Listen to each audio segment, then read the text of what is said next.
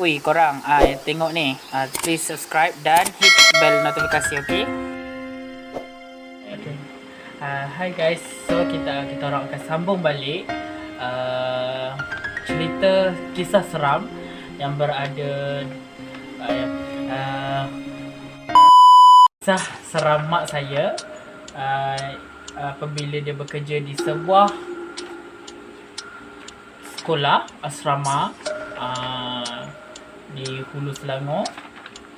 So kami akan ceritakan pengalaman kisah mak saya dengan kawan-kawan mak saya yang kena ganggu di sebuah sekolah tersebut. Okay, so kita move up ke cerita seterusnya.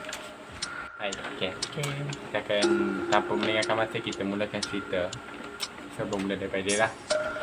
Okay, di mana ini adalah cerita saya, mak saya sebenarnya yang bekerja di sebuah sekolah yang saya cakap tadi lah. Jadi mak saya bekerja di sebuah sekolah itu, bekerja sebagai security guard di asrama perempuan. Ya, mak saya bekerja di asrama perempuan. Mak saya kena ganggu apabila mak saya kena kunci jam pada, kan kalau security guard kan dia ada apa, kunci jam 8 jam ke 6 jam, 8 jam kan, macam tu kan. Jadi antara 8 jam 6 jam tu mak saya kunci pukul 12 pagi hingga 7 pagi. Macam tu. 12 hingga pukul 7 pagi lah. Jadi antara pukul 2, pukul 3, pukul 4 tu mak saya kena ganggu. Benda tu hanya tak adalah ganggu teruk sangat, seperti kena rasuk ke, kena histeria ke, ataupun dia tunjuk diri dia ke tak. Dia cuma sekadar lalu dah berbunyi apa tu lah, sehinggakan bulu roma mak saya tu meremang. Okay, so saya akan sambung lagi cerita di mana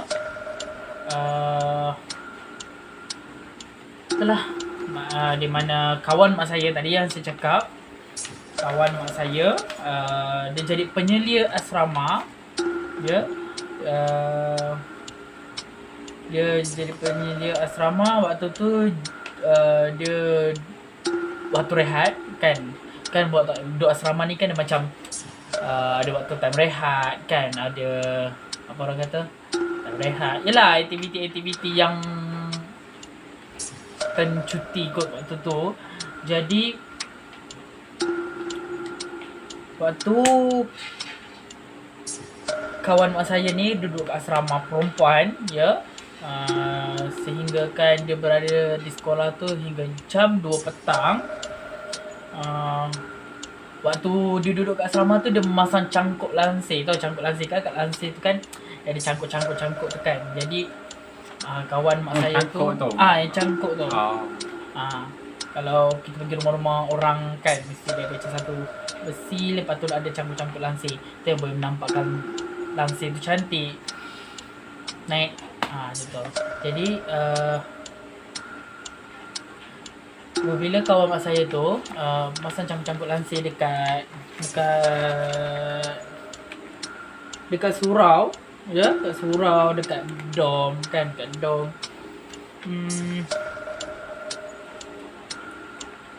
Dia ada terdengar sesuatu, ada suara semasa ni 2 petang tau.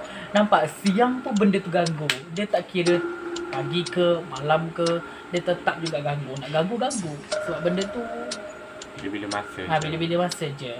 Jadi masa dia tengah dia tengah gantung lansir tu, selepas dia cangkuk kat lansir tu, dia terdengar suara memanggil namanya, dan dia terlihat sekeliling. Yelah, apabila macam kita terdengarkan orang panggil nama kita, kita lihat sekeliling tak ada orang, macam tu. Jadi dia sehinggakan bulu roma dia menaik, dan bulu roma dia menaik dan badan dia menggigil disebabkan akibat ketakutan yang dialami lah. Jadi apabila tu dia pun panggil mak saya, menanya dekat mak saya yang diingatkan mak saya yang panggil namanya, tapi mak saya kata tidak, sebab mak saya waktu tu tengah jaga luar asrama lah, duduk kat luar asrama, jaga kawalan orang kan, jadi takut orang masuk senyap ke apa ke, macam tu lah. Jadi dah borak-borak tu, penyelia asrama tu minta mak saya temankan dia sehingga selesai tugasnya. Macam tu lah ceritanya. Okey, kita akan sambung cerita. Kawan saya ni akan cerita. So kita move up ke ceritanya. Okey. Okay, so ni cerita daripada kawan mak dia juga. So saya di samping tu saya mendengar dan saya ingat apa yang mak dia cerita, dan saya telah cakap macam ringkaskan apa yang mak dia cerita, and saya akan ceritakan kat sini. So cerita dia dekat asrama perempuan di mana mak dia jaga. Sewaktu dia bertugas malam dalam pukul 11 ke 12 macam tu lah, mak dia kawan mak dia bertugas. Dia terdengar suara baby menangis. Pada masa tu cuti sekolah tau. And then bila cuti sekolah kan tak ada orang dekat dom ataupun dekat asrama kan. So bila cuti sekolah dia pun rasa macam hairan, tiba-tiba ada pula baby, sedangkan tak ada pun budak-budak perempuan yang mengandung ke apa ke kan. Lepas tu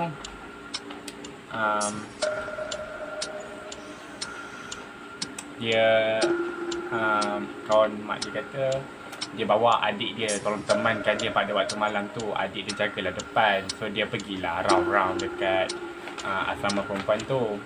And then lepas adik dia temankan tu, adik dia kena temankan kakak dia pula untuk jaga, untuk jaga untuk teman kakak dia. Yelah, untuk jagalah kan dekat asrama tu kan. Dekat asrama tu lah. So cerita dia tu macam tu je.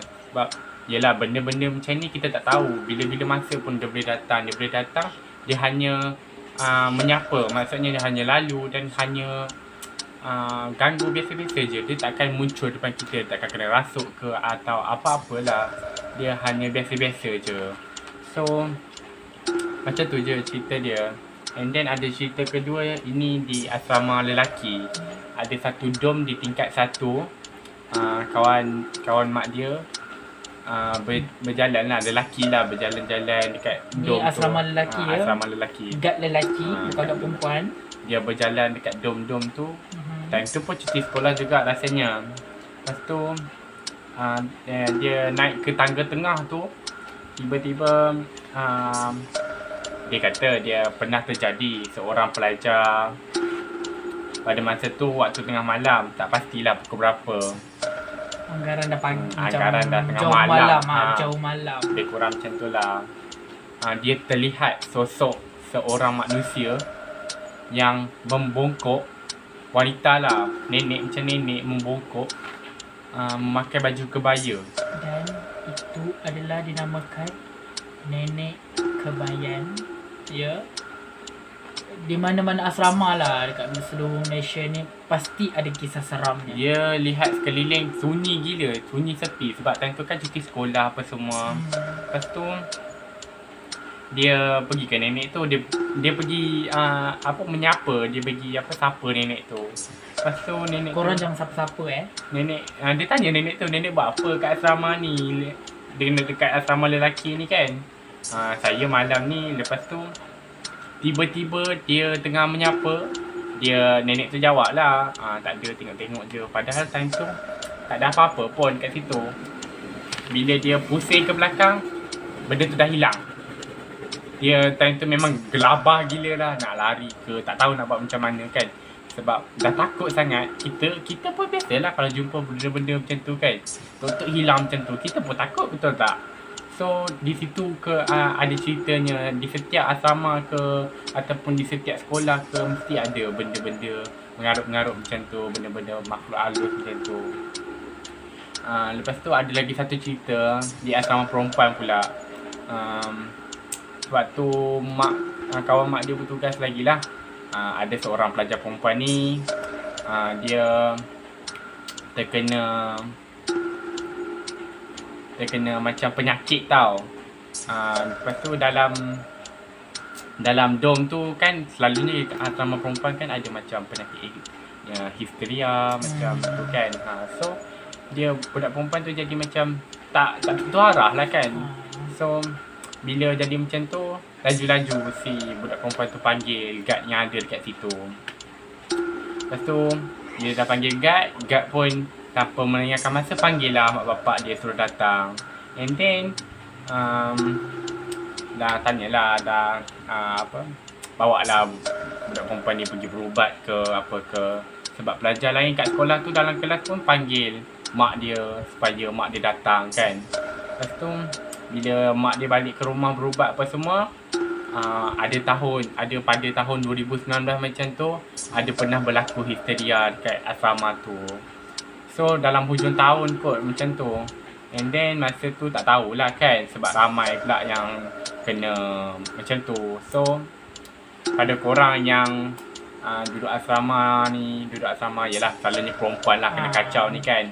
So berjaga-jagalah sebelum tidur tu, bacalah ayat-ayat yang sepatutnya. Korang boleh komen dekat bawah tu, komen korang ada berada di kisah seorang kat asrama ke kat sekolah ke, korang boleh komen. Okay, so kita akan move ke cerita saya, iaitu asrama lelaki juga, di mana mak saya tempat asrama yang sama asrama yang sama di mana mak saya kawan mak saya. Apa yang kita orang cerita ni semua daripada tempat dan asrama yang sama. Asrama yang sama, ya. Berbeza zaman tu dah berbeza. Bertugas dia lah. Ini pula kejadian di mana asrama lelaki mengenai kisah seram. Dia nak pergi ke macam satu bangunan, ya, waktu subuh. Jadi dia ni yelah waktu subuh kan. Waktu subuh ni benda tu tengah aktif. Selagi belum azan. Azan subuh, selagi itulah dia belum dia masih aktif. Dia masih ada lah kat situ. Jadi dia merasa meremang dan merasakan ada sesuatu yang sedang mengekori belakang dia. Korang rasa takkan seram? Korang tengah jalan dekat macam nak pergi ke sebuah bangunan, tiba-tiba ada benda mengikut kat belakang. Korang rasa macam mana? Kan? Jadi pada waktu itu dia cuma hanya tahu kat dalam kepala otak dia baca Al-Quran, yang apa yang dia tahulah, macam ayat kursi lah. Jadi